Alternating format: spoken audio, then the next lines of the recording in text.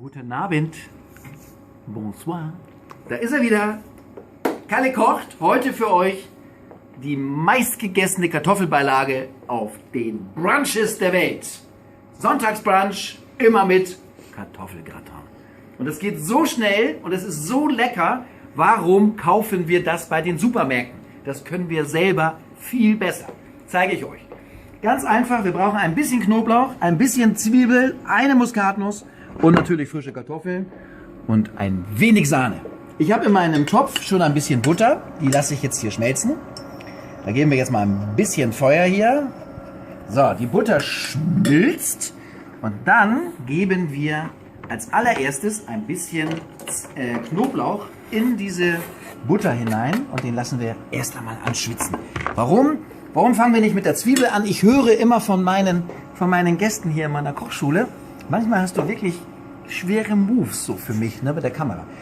Ich höre immer von meinen Gästen, warum fangen wir mit dem Knoblauch an? Der verbrennt doch im Topf. Warum fangen wir nicht mit den Zwiebeln an? Das ist doch viel schlüssiger. Ja, klingt gut, ist aber eigentlich Blödsinn, weil warum soll uns jetzt der Knoblauch verbrennen? Wenn er verbrennt, habt ihr nicht schnell genug gehandelt. Der Knoblauch hat deutlich weniger Feuchtigkeit als die Zwiebel.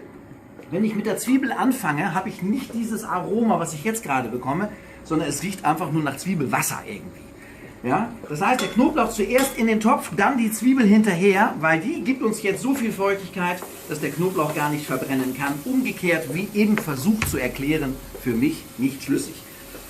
Wir schwitzen auch diese Zwiebel so lecker an, dass wir an die Aromen herankommen, dass das Aroma richtig schön sich entfaltet, aber das wisst ihr, habt ihr schon gelernt, es darf natürlich nicht braun werden. So, und jetzt kommt das Schwierigste von unserem Kartoffelgratin. Auch das, ich reite gerne drauf herum. Wir müssen uns von den Diäten verabschieden. Wir geben ein wenig Sahne in dieses Töpfchen hinein. Nicht so viel, ihr habt es schon verstanden. Das Ganze bringen wir jetzt zum Kochen. Da kommt hinein eine ordentliche Portion frische Muskatnuss. Ich mache da jetzt mal so eine Drittel Muskatnuss hinein. So, wunderbar. Das duftet, Muskatnuss. Wenn die da drin ist, geben wir Pfeffer und Salz hinein. Und das ist das einzige Gericht, was ich kenne, was erlaubt ist, zu versalzen und zu verpfeffern. Ja, ihr habt richtig gehört. Diese Soße muss versalzen und verpfeffert werden. Warum?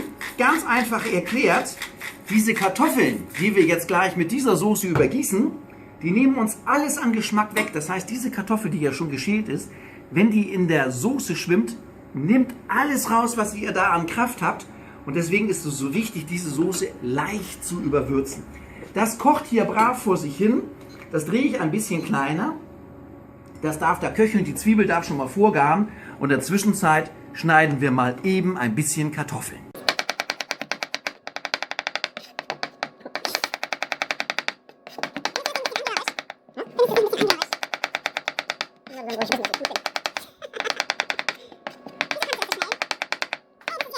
So ihr Lieben, da haben wir die Kartoffeln geschnitten, einfach mit Messer klein machen, möglichst gleichmäßige Scheiben. Wenn ihr sie dicker schneiden wollt, okay, aber wenn sie feiner sind, geht das Ganze auch alles ein bisschen schneller nachher beim Kochen. Diese Kartoffeln geben wir jetzt einfach in eine feuerfeste Form hinein. Ja, wäre nicht schlecht, wenn wir das auch treffen würden, Herr Hofmann. So, also Kartoffeln in unsere feuerfeste Form hinein, die werden ein bisschen verteilt. Und jetzt nehmen wir unsere Sahne mit der Muskatnuss, Salz und Pfeffer und das gießen wir da jetzt einfach drüber.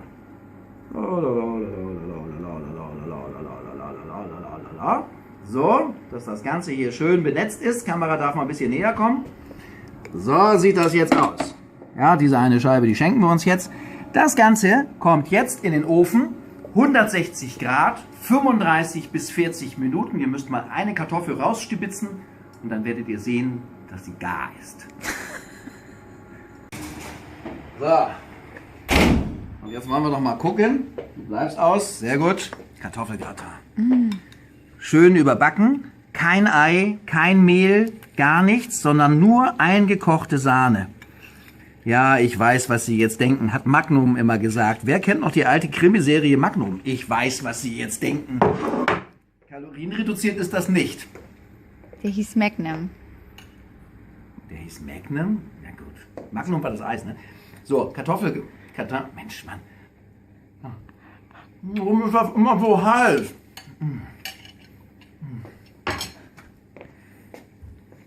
Scheißegal, ob der Magnum oder Magnum hieß. Das ist lecker. Kocht es mal nach, würde mich freuen. Und abonnieren nicht vergessen. Ich bin bald wieder für euch da.